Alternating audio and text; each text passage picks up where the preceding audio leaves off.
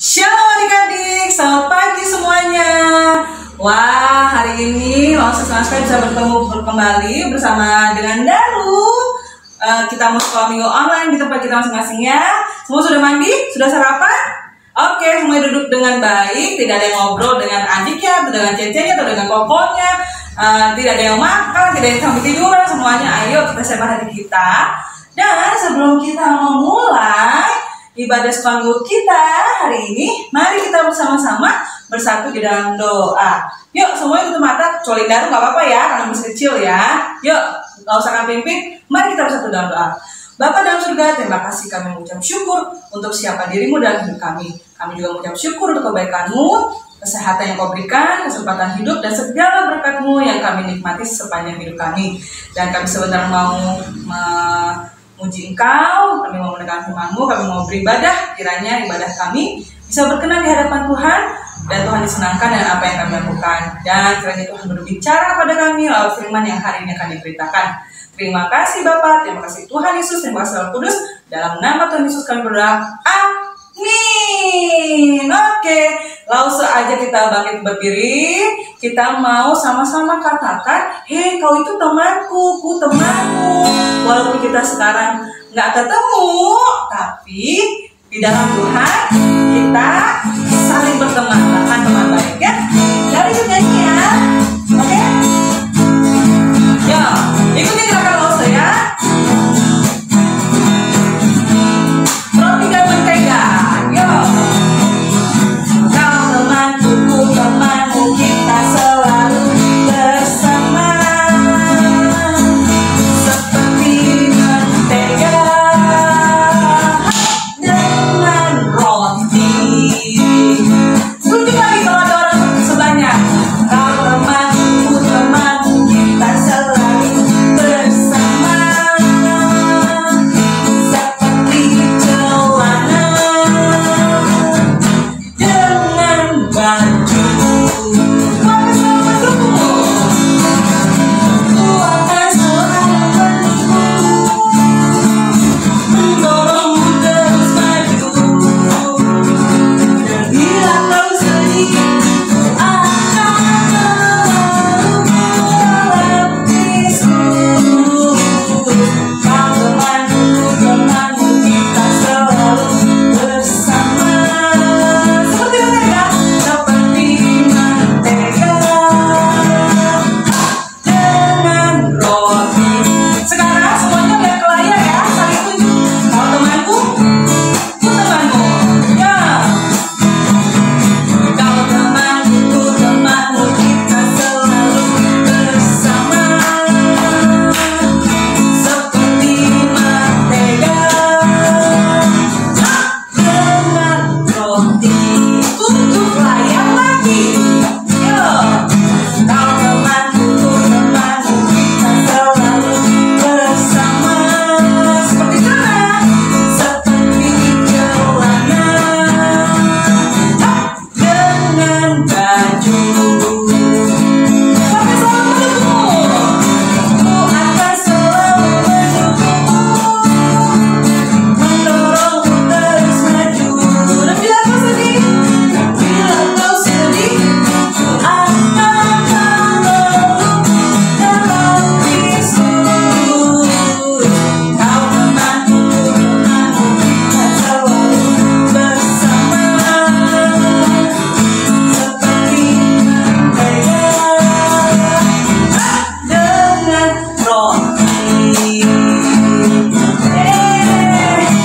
Nah, karena kita saling berteman, kita saling bersaudara di dalam Tuhan, makanya adalah baik bagi kita kalau kita hidup rukun bersama-sama. Sama teman aja masih rukun, apalagi sama adik atau cece koko kita. Yuk kita nyanyi. Seperti minyak di kepala Harun, kejakut jubahnya turun, itulah berkat Tuhan ketika kita hidup rukun bersama. Semua baiknya, semua indahnya, ikuti gerakan lose ya. Ayo Daru, nyanyi lagi ya, puji Tuhan. Yuk. Siap. Sungguh alangkah baiknya, sungguh alangkah indahnya bila saudara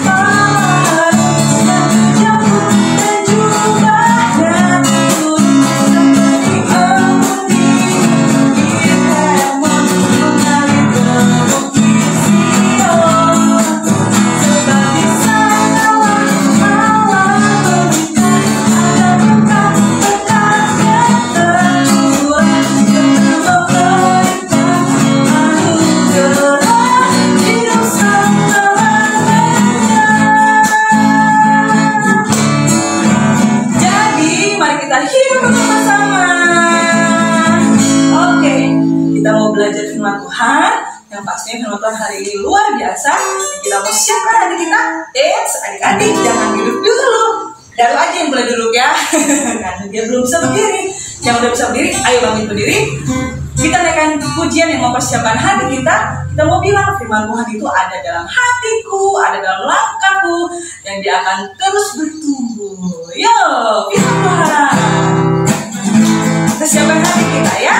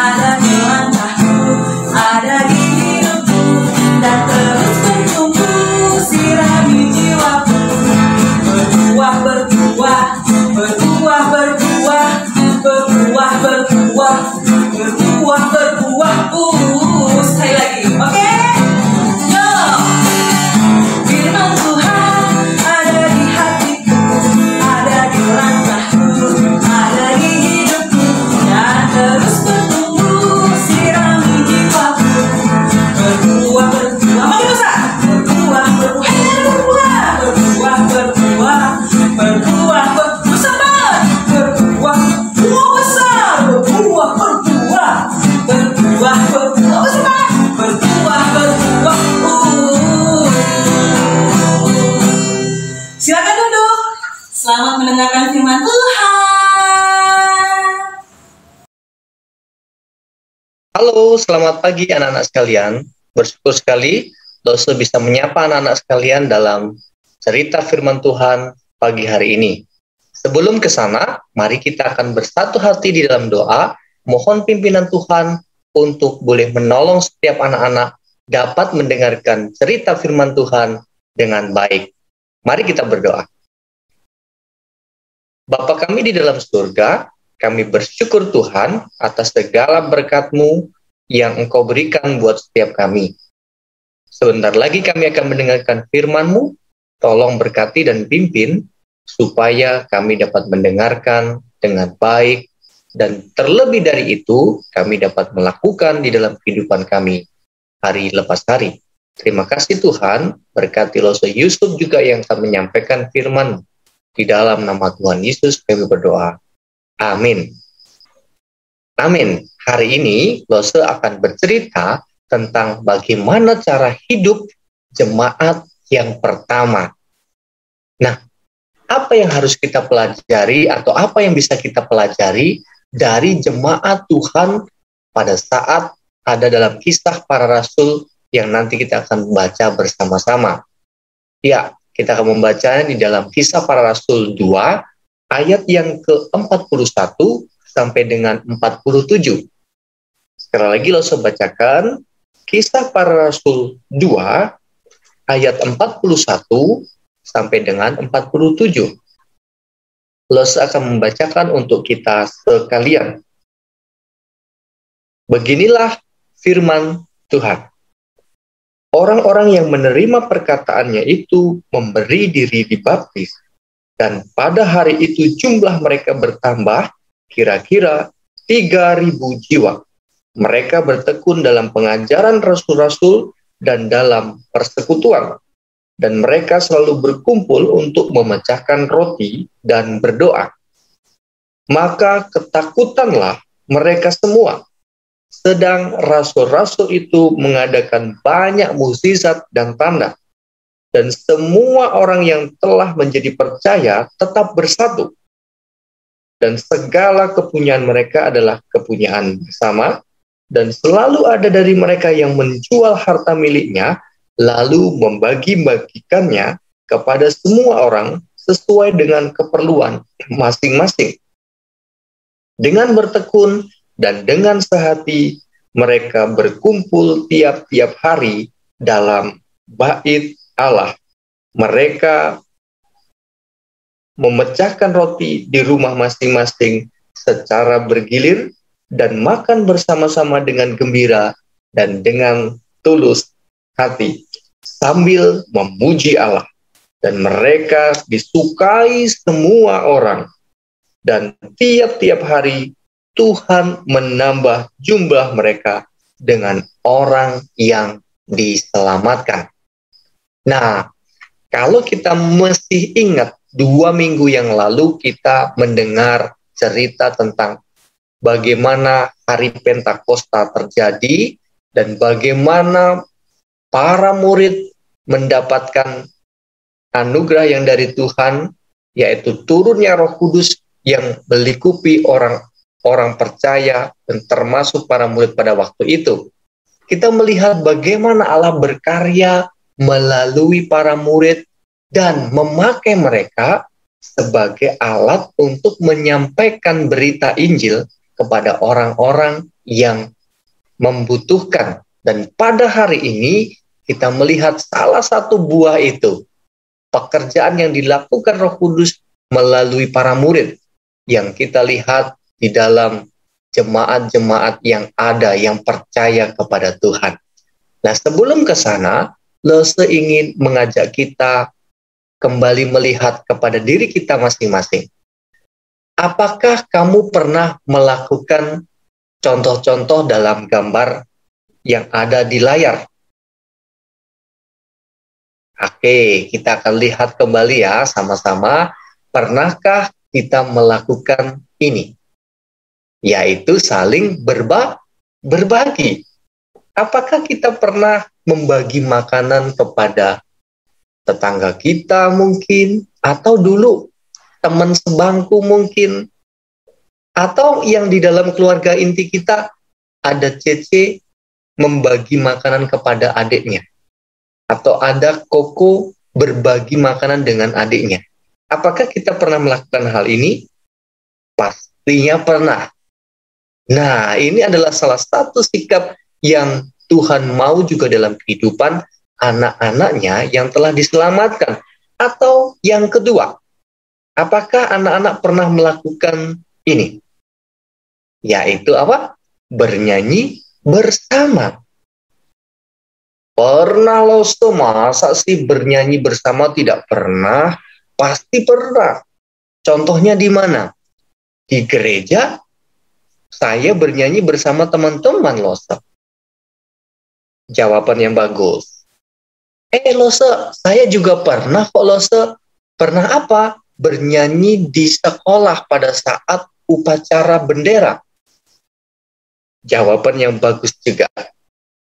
Nah, di dalam cerita ini kita ceritakan bagaimana orang percaya bernyanyi bersama-sama di dalam perkumpulan umat Tuhan, memuji, memuliakan nama Tuhan. Pastinya kita pernah melakukan hal ini. Atau yang ketiga, apa itu yang ketiga?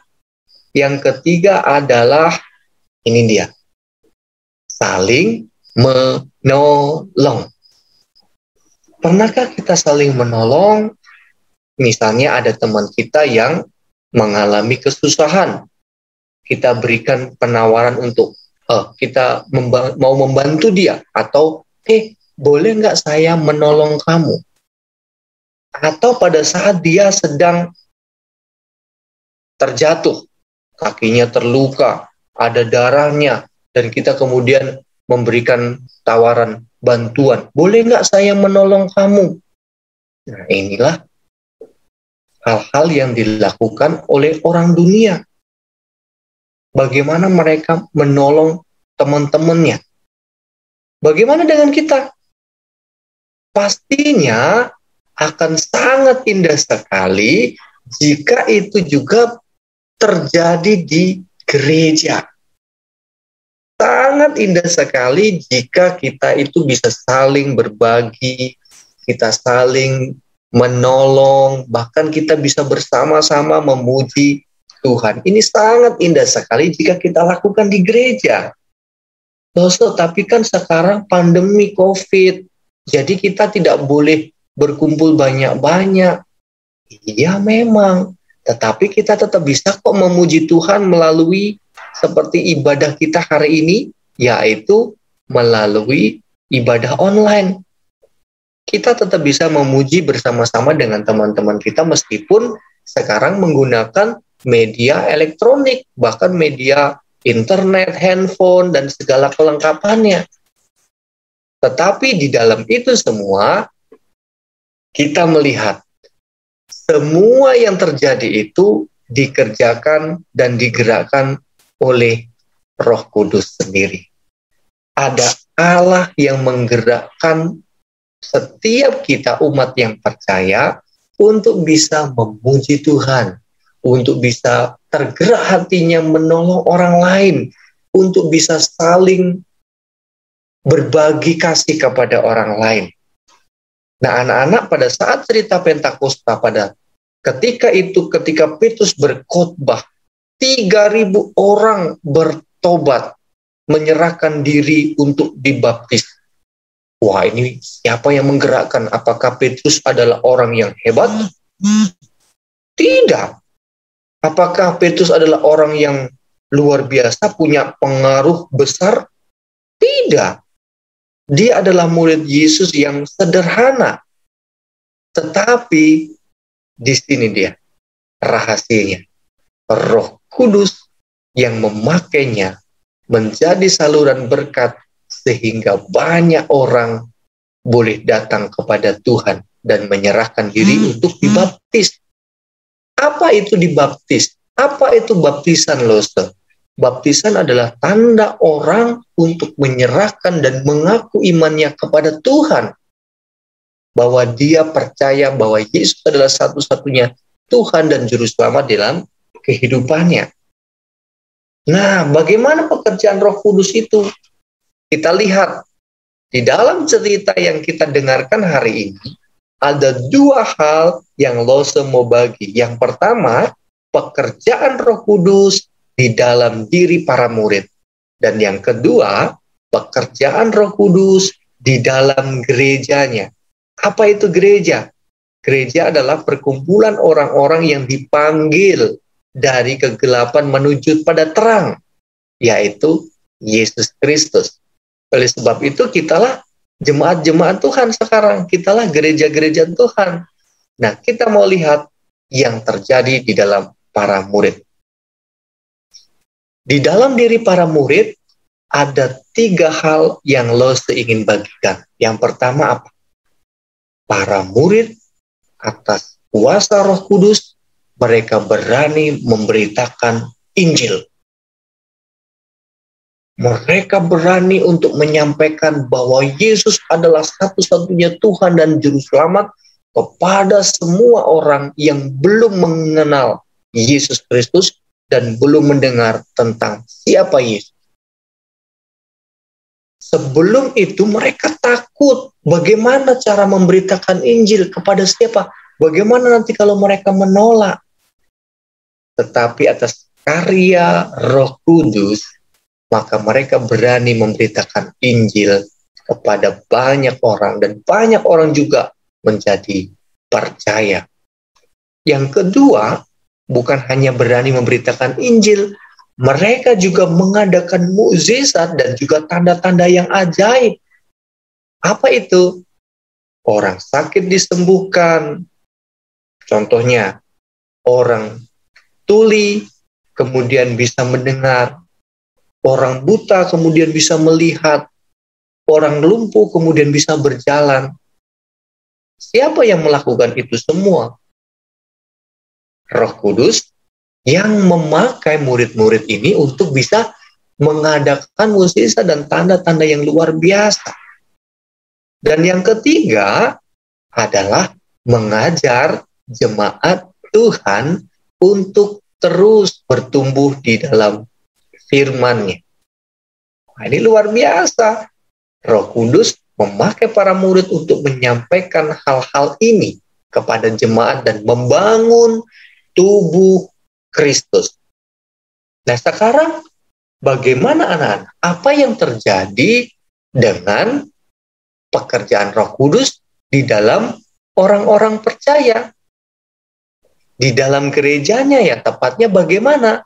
Yang pertama, kita bisa lihat tadi, setelah mereka memberi diri dibaptis, mereka bertumbuh di dalam kelompok, mereka saling mengasihi. Ini dia buktinya. Mereka bisa saling berbagi satu dengan yang lain. Ada saja di dalam kelompok tersebut orang yang menjual harta bendanya untuk dibagikan bersama-sama kepada gereja-gereja Tuhan yang saling membutuhkan. Indah sekali ya, semua orang bisa saling menolong, membantu, bersatu di dalam kasih. Kalau belum kenal, bisa nggak kira-kira? Kalau belum percaya, bisa nggak orang saling berbagi dan kemudian mendapatkan kasih yang begitu besar? Loh, saya rasa sulit.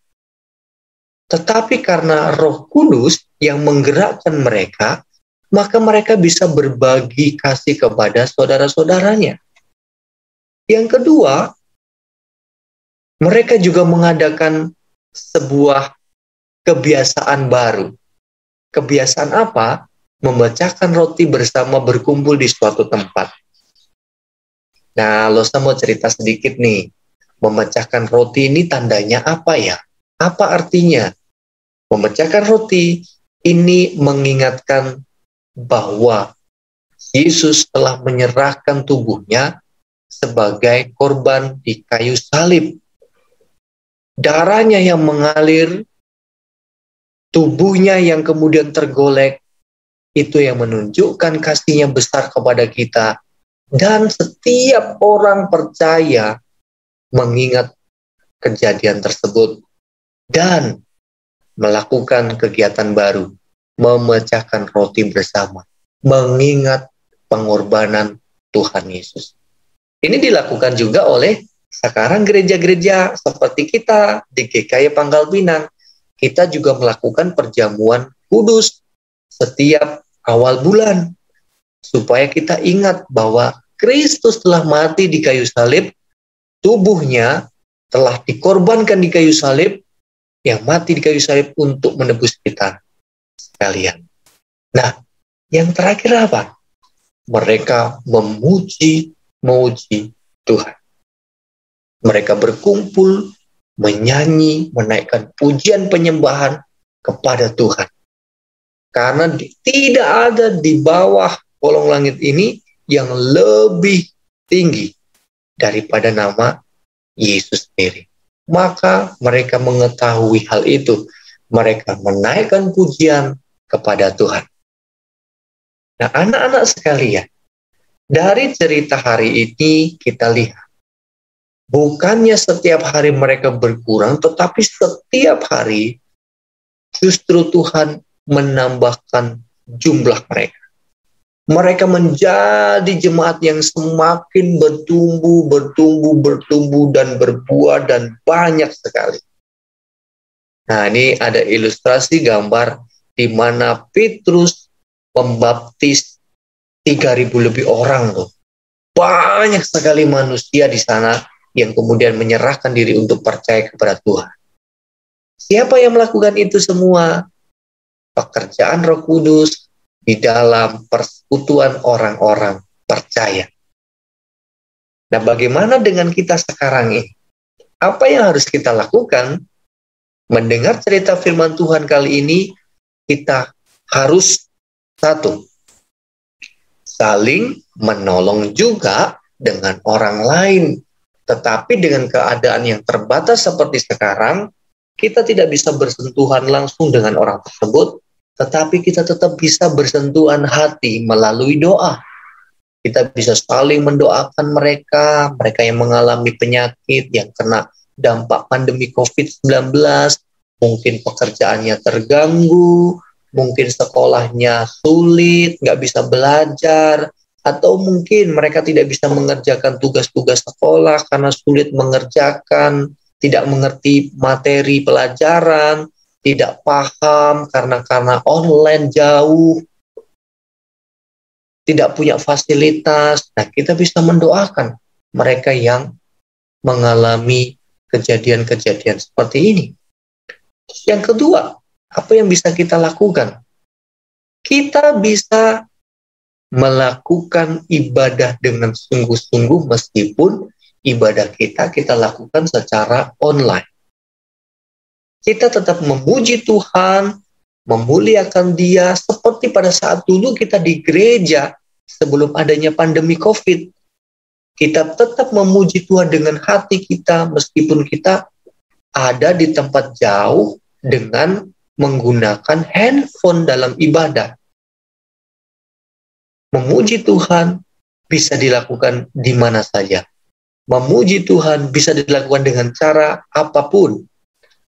Yang lebih penting, Tuhan adalah melihat hati kita, ketulusan hati kita untuk mendengarkan firman Tuhan dan juga memuji Tuhan. Yang ketiga, apa yang harus kita lakukan nih? Setelah kita mendengar cerita firman Tuhan dan tahu cara hidup jemaat yang pertama ini, yaitu mari berani memberitakan Injil melalui kesaksian hidup kita, melalui diri kita di rumah tangga kita, di keluarga kita, di lingkungan kita. Nah, bagaimana caranya? Dengan menjadi saksi kepada orang lain bisa mengenal Tuhan. Sebagai contoh nih misalnya nih ya, Matthew kemudian bertemu dengan temannya di kelas online. Kemudian temannya ini ribut, tidak mau diatur oleh gurunya pada saat melalui pembelajaran online. Terus kemudian Matthew menyaksikan nih dengan tetap baik, mendengarkan, dan kemudian teman-teman jangan ribut ya, kita harus dengarkan dulu pelajaran kita hari ini. Terus kemudian melihat itu, teman-teman yang melihat apa yang dilakukan oleh Matthew mulai pikir, oh jadi seperti Matthew ya, harusnya kita belajar online itu harus seperti Matthew. Jadi dengan demikian, Matthew bisa menjadi contoh buat teman-teman yang lain.